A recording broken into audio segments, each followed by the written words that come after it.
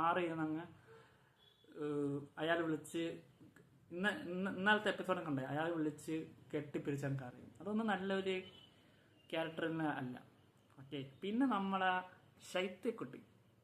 ശൈത്യക്കുട്ടിയെ കുറിച്ച് പറയുകയാണെങ്കിൽ, ശൈത്യ ഇങ്ങനെ പാല് കുടിക്കുന്ന പൂച്ചയെ കണക്ക് മാറി ഇരുന്ന് എല്ലാം ഇങ്ങനെ നിരീക്ഷിച്ച് വാച്ച് ചെയ്ത് ഇരുന്നിട്ട് ലാസ്റ്റ് എനിക്ക് തോന്നുന്നു ലാസ്റ്റ് അവള് കളി തുടങ്ങാനുള്ള പ്ലാനാണ്. എല്ലാവരും കളിച്ച് തീർന്നിട്ട് അവളുടേതായ ഒരു കളി അവൾ പ്ലാൻ ചെയ്യുന്നുണ്ടായിരുന്നു. പിന്നെ നമ്മളെ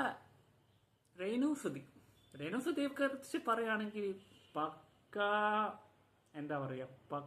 ഡ്രാമയാണ് ആ ഒരു ആള് ചെയ്യുന്നത്.